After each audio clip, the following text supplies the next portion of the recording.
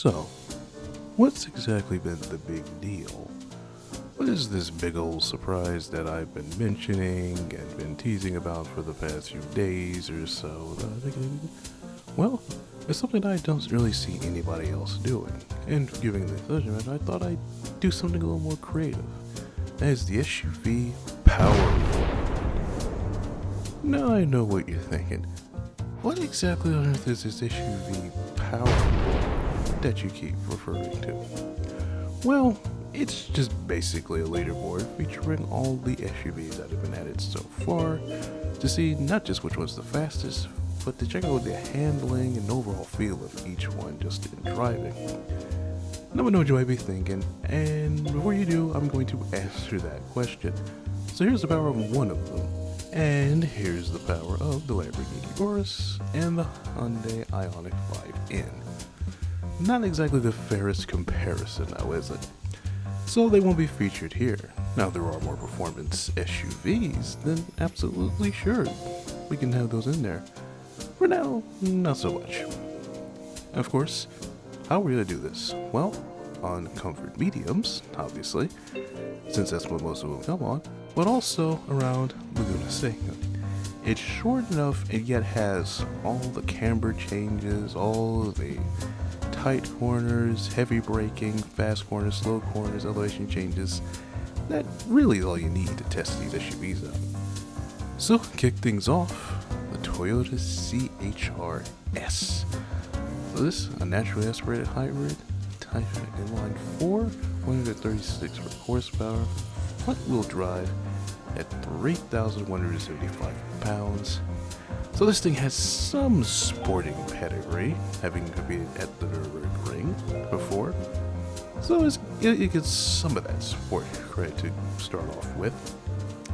But how does some of that translate to this particular model and this particular vehicle, especially since it's not as powerful?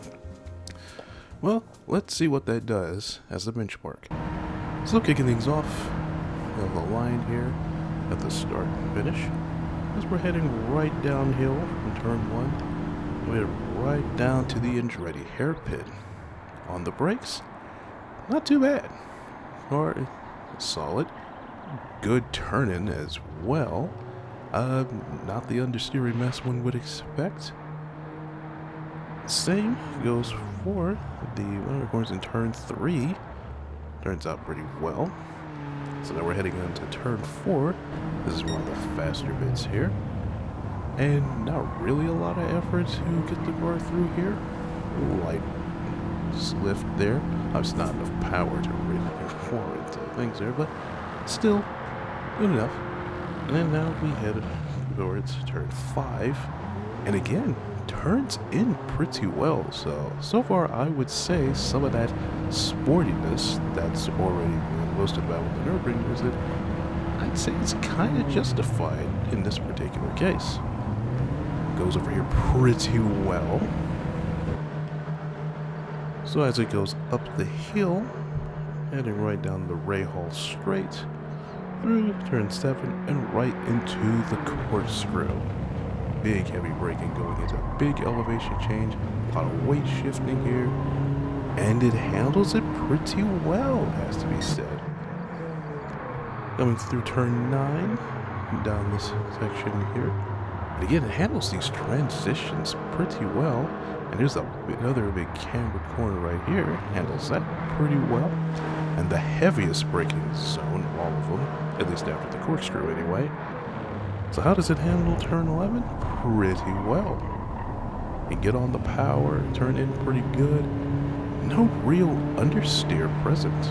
So, start out this corner, down to the straight, and our first representative time, 2:04.736. So that is the benchmark, and I guess that's what we have to expect from these cars. How good they handle, how well they are with all the corners, transitioning, brakes, and all that. And so far, the Toyota does all of these pretty good, as you'd expect from something that competed at the Nürburgring. Now, how about the Mazda CX-30 X Smart Edition? Another naturally aspirated car, an inline 4, a 187 brake horsepower, front-wheel drive, This one weighing about 3,285 pounds. So, obviously, it doesn't have that sporting pedigree that the CHR does, but it does come from a company that has made some very sporty cars and has demonstrated that it could actually translate that into some bigger vehicles. So, let us see if the CX-30 is one of said vehicles to benefit from that. So, out of the final corner we go, and heading right down to the start-finish straight. This should be really interesting to see what this can do from the same company that's made license like the MX-5. So, going down, we head into the Andretti hairpin, on the brakes pretty good, and really superb handling there. Really corners through there quite well. I'd say even better than the Toyota. So heading into turn 3, also hits that pretty well. Comes out of the corner pretty good. This car definitely feels like already you can push, and obviously, as you can see with it not being a hybrid, you've obviously got all the gears that you can do there, and if you like using the stick instead of the paddles, you'll like that as well. Anyhow, downshifting into third as we go up turn 5, and again it handles it pretty good, honestly. Pushed a little bit much there, but that's just what tends to happen when I push cars. So we come through this corner here, and this is when I tend to love lifting and just throwing it in there, and this car handles that pretty good. Not bad for somebody that isn't on racing slicks, racing brakes, or anything like that. It just does it. So, for the corkscrew, down a few gears, and it is absolutely amazing how it just grips the corner right there. And same right through these sections here, through turn 9, coming down here into turn 10, again through this heavily cambered corner there. Is absolutely excellent. It, in some ways, it feels even lighter than the Toyota does. So, final corner there, it handles that just as good. Onto the power, pretty nice. So, really good on exit. As we come down here, what is its lap time? It's looking pretty quick.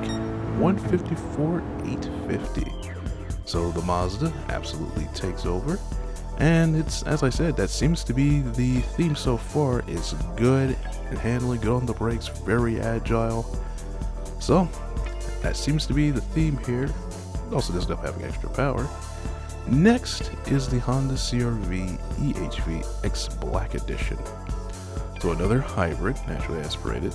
Another inline 4, 184 brake horsepower with all-wheel drive instead of front-wheel drive.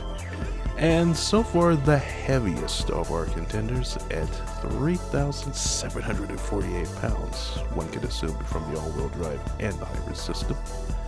But this does have an interesting caveat, and that, at least from what I've read, this shares a chassis with the Honda Civic, or at least is based on that same chassis. So we'll see how much that plays into what this car can do in comparison. So here we are, crossing the start finish, and we begin the lap time here as it comes down to 1, and as we head into the Andretti hairpin here on the brakes, and it is right there with the Mazda in how well it corners there. I suspect that all-wheel drive is already pretty much playing a huge part, and just from how it's handling these corners, turn 3 in particular, it feels surprisingly agile despite the weight. Now this could actually contend with the Mazda a little bit, and it even feels similarly just light, and how I can just throw it around and have a grip with these corners quite nicely. Oh, and it has sound, so if you're not a fan of how these hybrids tend to not have much volume to them, this will satisfy you quite a bit, even has a little bit of fake shifting there. Which, hey, I'll take that over something annoying. So we throw it into this corner, and again, and even hitting the curb, it does absolutely nothing to throw this thing off balance, which is really excellent. So now, about to head into the corkscrew here, and again, it is just sharp. It bites into the asphalt pretty good. That is just amazing to watch. Again, let me remind you, the heaviest of these so far, and it's pretty much going around here like it doesn't weigh a lot. Comes through this sector right here, turn 10, and now up to turn 11. Again, heavy on the brake, and again, super light. A little bit of everything there, but overall, not too bad. The acceleration at, what's the time we have here? 158 to 223. So, the car not as close to the Mazda overall, but very much close in handling and sharpness of it. So, really incredible. And that's the second of the hybrids. Now for the second of the gasoline powered cars, and that's the Peugeot SUV 2008 Allure.